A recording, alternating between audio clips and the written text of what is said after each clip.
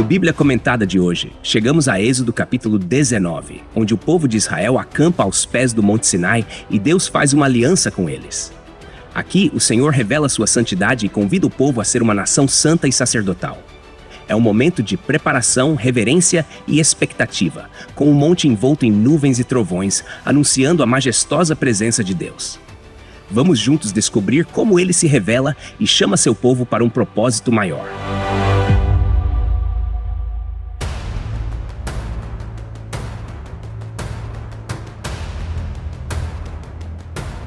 Hoje, no Bíblia Comentada de hoje, vamos mergulhar no capítulo 19 do livro de Êxodo, especificamente nos versículos 1 ao 9. Este é um momento crucial na história de Israel. Quando o povo que havia sido liberto da escravidão no Egito se aproxima do Monte Sinai, onde Deus vai estabelecer a aliança com eles. Vamos juntos explorar esse texto cheio de significado. O texto começa no versículo 1, situando o momento histórico. No terceiro mês da saída dos filhos de Israel da terra do Egito, no mesmo dia, vieram ao deserto do Sinai. Aqui temos uma marcação temporal clara. 3 meses depois da travessia do Mar Vermelho, o povo chega ao Monte Sinai. Não é apenas uma viagem geográfica, é um movimento espiritual, uma jornada de transição da escravidão para a liberdade, mas também da liberdade para a responsabilidade diante de Deus. O Sinai, como lugar de revelação divina, carrega um peso simbólico. É onde o céu toca a terra, onde Deus desce para encontrar o homem. No versículo 2 lemos: Tendo partido de Refidim, vieram ao deserto do Sinai e ali acamparam no deserto. Israel acampou-se diante do monte. Este acampamento diante do monte não é acidental. É como se Deus estivesse chamando Israel para se posicionar diante de sua majestade. Refidim, mencionado aqui, foi o lugar da provisão milagrosa de água e da vitória sobre os amalequitas. Agora, no Sinai, o povo é conduzido a algo ainda mais profundo. Não apenas receber de Deus, mas conhecer a Deus e firmar um relacionamento com Ele. No versículo 3, Moisés sobe ao monte para encontrar-se com Deus, e o Senhor o chama de cima do monte, dizendo: Assim falarás à casa de Jacó e anunciarás aos filhos de Israel. Perceba que Deus utiliza 2 termos, casa de Jacó e filhos de Israel. Essa duplicidade reforça a identidade histórica e espiritual do povo. Eles são descendentes de Jacó, o patriarca, mas também os filhos de Israel, o povo escolhido por Deus para carregar seu propósito no mundo. Isso mostra que a aliança de Deus não é uma ruptura com o passado, mas uma continuidade da promessa feita a Abraão, Isaque e Jacó. O versículo 4 é um dos mais emocionantes desse trecho. Vocês viram o que fiz aos egípcios, como os levei sobre asas de águias e os trouxe a mim. Essa metáfora de Deus como uma águia é poderosa. A águia, com sua força e habilidade, carrega os filhotes em segurança, ensinando-os a voar, mas sem deixá-los desamparados. Deus não apenas libertou Israel do Egito, mas os trouxe para si mesmo. A libertação não era apenas uma questão de sair do Egito, era uma questão de estar com Deus. A graça de Deus é evidente aqui. Ele os resgatou e os atraiu a si antes mesmo de estabelecer quaisquer condições ou leis.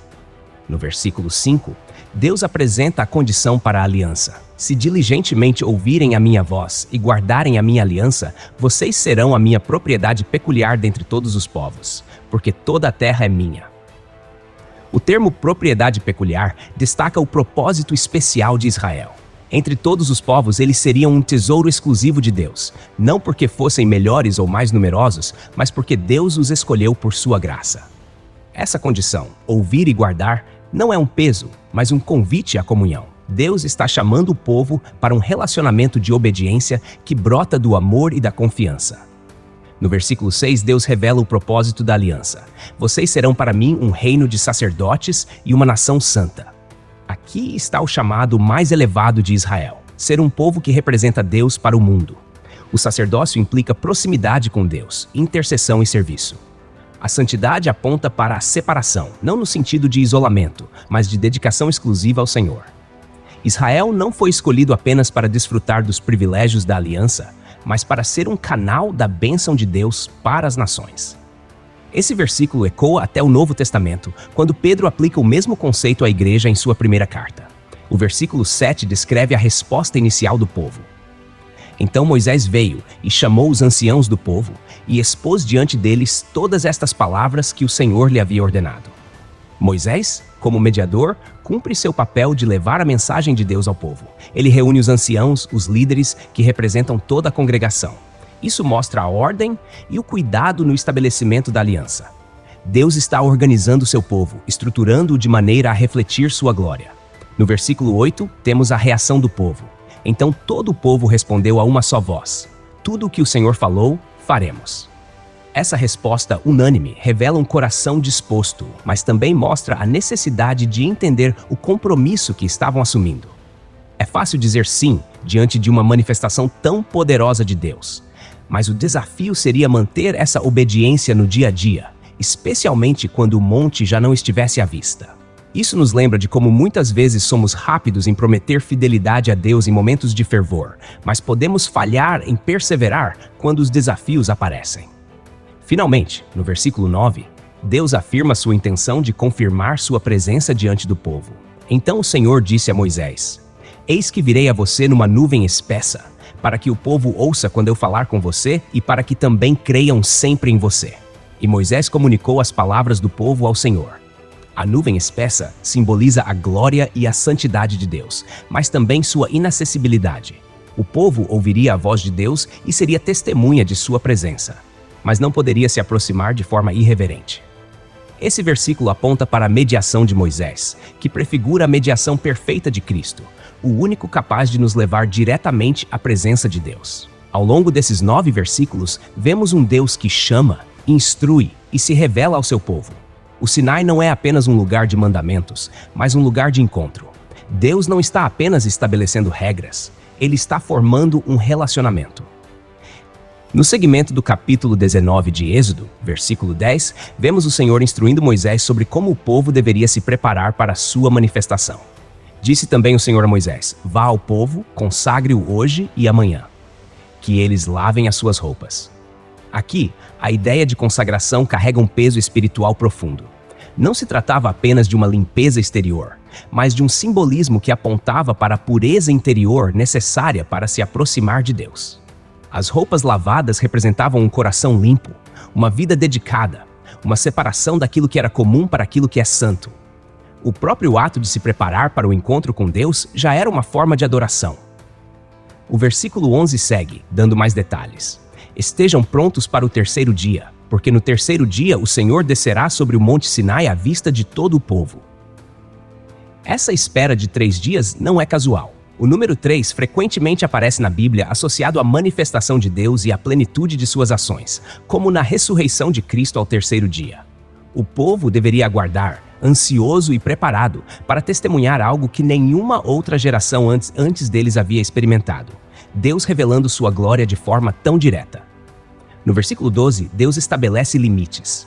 Marque limites para o povo ao redor do monte e diga: não subam no monte, nem toquem nos seus limites. Todo aquele que tocar no monte será morto. Este comando parece severo à primeira vista, mas reflete a santidade de Deus. A glória divina é tão pura, tão poderosa, que qualquer aproximação irreverente resultaria em morte.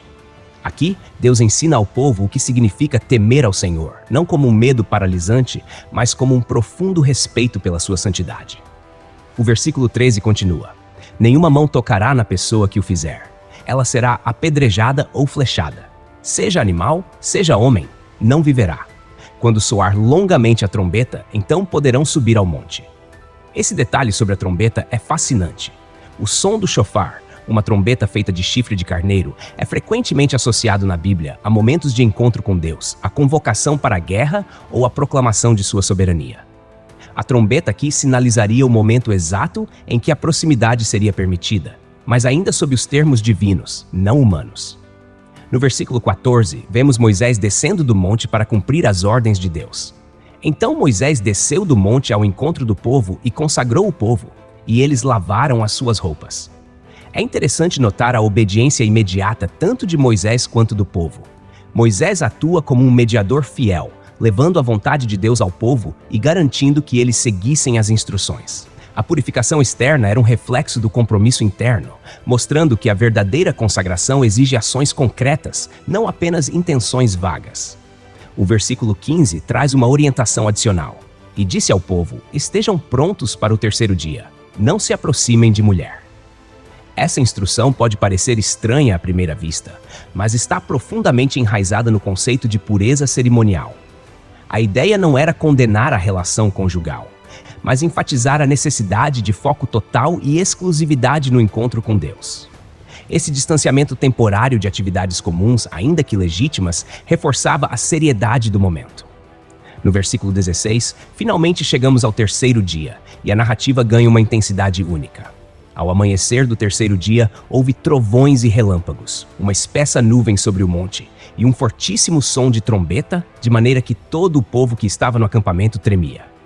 Cada elemento aqui carrega um peso simbólico. Os trovões e relâmpagos apontam para a majestade e o poder de Deus, enquanto a nuvem espessa representa sua presença envolvente e misteriosa. O som da trombeta, agora estrondoso, anuncia que o momento tão aguardado chegou. O povo, tomado de temor, reconhece a grandiosidade do que está acontecendo.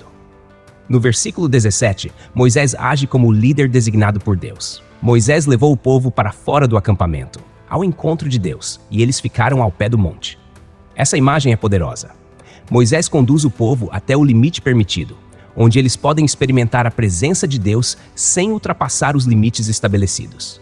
Esse momento reforça a ideia de que a aproximação a Deus deve ser feita com reverência e sob a orientação do mediador, apontando para o papel de Cristo como nosso mediador perfeito. Por fim, no versículo 18, a cena atinge seu clímax. O Monte Sinai estava todo fumegando, porque o Senhor havia descido sobre ele em fogo. A fumaça subia como fumaça de uma fornalha, e todo o monte tremia grandemente. O fogo aqui simboliza tanto a purificação quanto a presença consumidora de Deus. A fumaça e o tremor do monte destacam a incompatibilidade entre a santidade divina e a fragilidade humana. É impossível estar na presença de Deus e permanecer indiferente. Sua glória abala tudo o que é terreno. A manifestação no Sinai não é apenas um espetáculo para impressionar. É uma declaração clara de quem Deus é, santo, poderoso, soberano, e de como o homem deve se aproximar dele, em obediência, reverência e fé. A partir desse ponto, o povo de Israel não pode mais dizer que desconhece a majestade de Deus. Eles viram, ouviram e sentiram a glória do Senhor em uma experiência única e transformadora. No versículo 19 de Êxodo, capítulo 19, a narrativa intensifica ainda mais a grandiosidade da manifestação divina. O som da trombeta ia aumentando cada vez mais. Moisés falava e Deus lhe respondia no trovão. Aqui a trombeta, que soava cada vez mais forte, não era apenas um som comum, mas um símbolo da aproximação de Deus e da convocação solene para a aliança. É importante notar que Moisés, mesmo em meio a toda essa manifestação impressionante, falava com Deus. Essa comunicação direta entre Moisés e Deus, com o Senhor respondendo por meio do trovão, reforça o papel exclusivo de Moisés como mediador entre Deus e o povo. No versículo 20, temos um ponto crucial da narrativa. O Senhor desceu sobre o monte Sinai, no alto do monte, e chamou Moisés para o alto do monte. Moisés subiu. Esse ato de Deus descer e chamar Moisés destaca a iniciativa divina em buscar o relacionamento com o homem. Deus não permanece distante ou inacessível. Ele escolhe descer, mas faz isso em sua santidade e poder. Moisés, por sua vez, sobe em obediência, enfrentando o temor natural diante de tamanha glória. Essa subida é um ato de fé e coragem, pois ele está entrando na presença direta de Deus em meio ao fogo, à fumaça e ao tremor. No versículo 21, o Senhor dá uma advertência a Moisés. O Senhor disse a Moisés: "Desça e advirta o povo, para que não ultrapasse os limites para ver o Senhor, a fim de muitos deles não perecerem." Esse aviso sublinha a gravidade da santidade divina. A curiosidade humana, sem o devido temor e reverência, poderia levar o povo a ultrapassar os limites estabelecidos, resultando em morte. Deus, em sua misericórdia, alerta o povo por meio de Moisés, mostrando que mesmo em seu desejo de se revelar, ele não tolera irreverência ou desobediência. No versículo 22, a advertência é estendida até mesmo aos sacerdotes. Também os sacerdotes, que se aproximam do Senhor, devem se consagrar para que o Senhor não os destrua. Essa inclusão dos sacerdotes reforça que ninguém está isento da necessidade de purificação e reverência, mesmo aqueles que têm funções espirituais especiais. Isso demonstra que a proximidade com Deus exige preparação e santidade, independentemente da posição ou do chamado de cada um. No versículo 23, Moisés responde ao Senhor. Moisés disse ao Senhor: O povo não poderá subir ao monte Sinai, porque tu nos advertiste dizendo, marca limites ao redor do monte e consagra-o. Moisés reafirma sua obediência e a do povo às instruções divinas. Ele lembra a Deus que os limites foram estabelecidos e que o povo foi instruído a respeitá-los. Essa resposta de Moisés revela sua confiança no fato de que o povo, até aquele momento, estava seguindo as orientações dadas por Deus. No entanto, no versículo 24, Deus insiste em sua instrução. O Senhor disse a Moisés, desça e traga Arão com você.